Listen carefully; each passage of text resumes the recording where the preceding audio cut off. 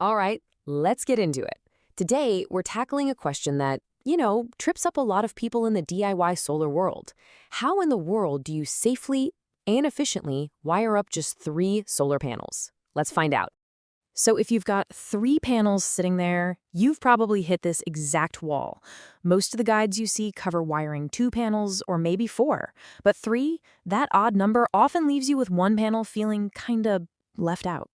Well, today, we are going to solve this 3 panel puzzle once and for all.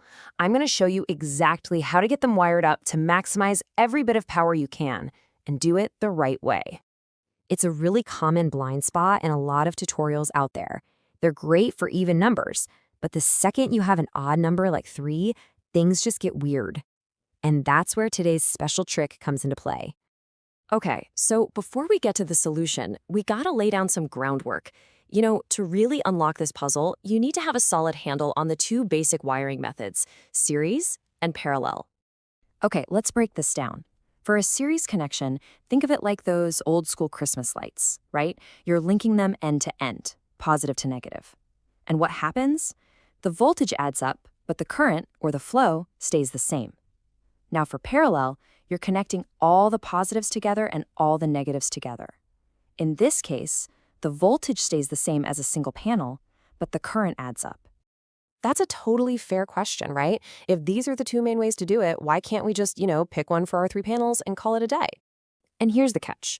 For an odd number like 3, neither method really works perfectly.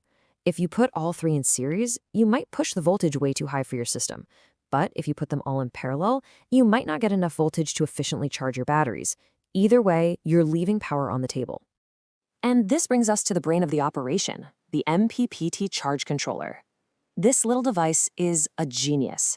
Its whole job is to find the perfect electrical sweet spot between your panels and your batteries. But to do its job, we have to give it a voltage and current that it can actually work with. So how do we get the best of both worlds? How do we give that controller exactly what it wants? Well, it's time to introduce the really elegant solution to our 3-panel problem, the series parallel hybrid. Here's the magic. What you do is wire 2 of your panels in series. That doubles their voltage. Then you take that 2-panel pair, which we call a string, and you connect it in parallel with your 3rd, lonely panel.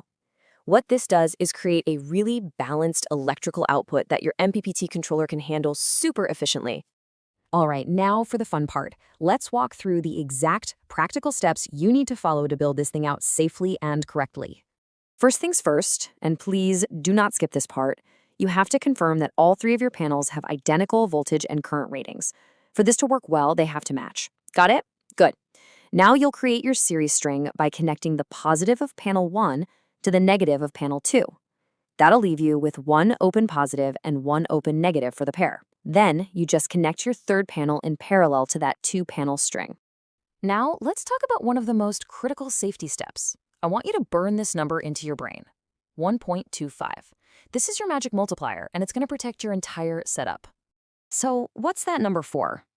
It's for sizing your fuses. Fuses are like the secret service for your system. They protect it from overcurrent, which can cause fires.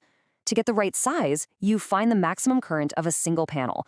Look for the imp value on the label, and you multiply it by 1.25. Seriously, this is a non-negotiable safety step. Okay, next up, you must put a correctly sized fuse on the positive wire of each string before they get combined. So that's 1 fuse for your 2-panel string and another one for the single panel. After that, make sure your wires are thick enough to handle all that current without getting hot.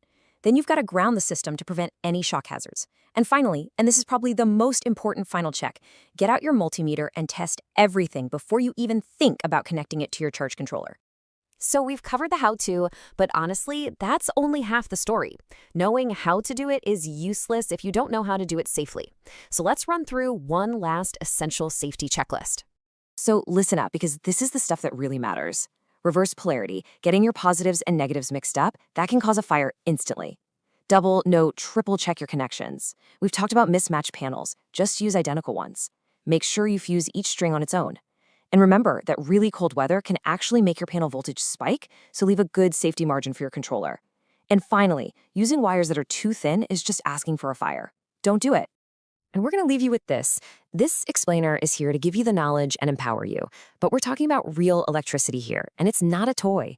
If at any point you feel unsure or out of your depth, please just stop. Consult a qualified professional.